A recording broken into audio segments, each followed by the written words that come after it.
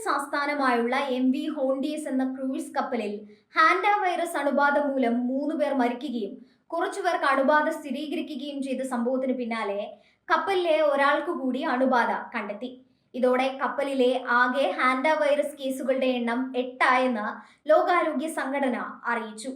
Hanta വൈറസിന്റെ ആൻഡസ് എന്ന അപൂർവ വകഭേദമാണ് കപ്പലിലുള്ളവർക്ക് ബാധിച്ചത്. സാഹചര്യം ഗുരുതരമായതോടെ രോഗവ്യാപനം തടയാനായി ആഗോളതലത്തിൽ കോൺട്രാക്ട് ട്രേസിംഗിന് ഒരുങ്ങുകയാണ് WHO. സ്വിസ് പൗരനാണ് പുതുതായി വൈറസ് ബാധ സ്ഥിരീകരിച്ചത്. കപ്പലിലുണ്ടായിരുന്ന ഇയാൾ സൂറിച്ചിലെ ആശുപത്രിയിൽ ചികിത്സയിലാണ്. കപ്പൽ കമ്പനി അയച്ച ഇമെയിൽ സന്ദേശത്തോട് യാത്രക്കാരൻ പ്രതികരിക്കുകയായിരുന്നുവെന്നും ഇയാൾക്ക് ഹാൻഡ വൈറസ് ബാധ സ്ഥിരീകരിച്ചതായി സ്വിസ് അധികൃതർ അറിയിച്ചുവെന്നും WHO എക്സിലൂടെ അറിയിച്ചു. അന്താരാഷ്ട്ര ആരോഗ്യ ചട്ടങ്ങൾ പ്രകാരമാണ് രാജ്യാന്തര കോണ്ടാക്ട് ട്രേസിംഗ് നടത്തുക.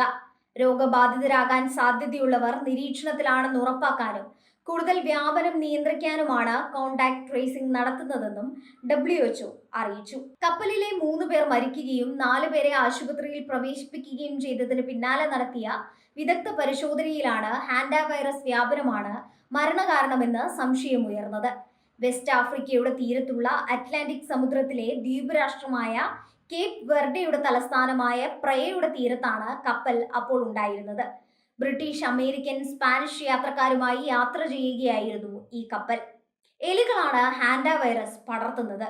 എലികളുടെ മൂത്രം, കാഷ്ടം അല്ലെങ്കിൽ ഉമിനീർ എന്നിവയിലെ വളരെ ചെറിയ കണങ്ങൾ വായുവുമായി കലരുമ്പോൾ ഇത് ശ്വസിക്കുകയോ സ്പർശിക്കുകയോ അറിയാതെ ഭക്ഷണത്തിൽ കലരുകയോ അണുബാധയുള്ള എലികളുടെ കടിയേൽക്കുകയോ ചെയ്യുമ്പോഴാണ് രോഗം മനുഷ്യരിലേക്ക് പകരുന്നത്.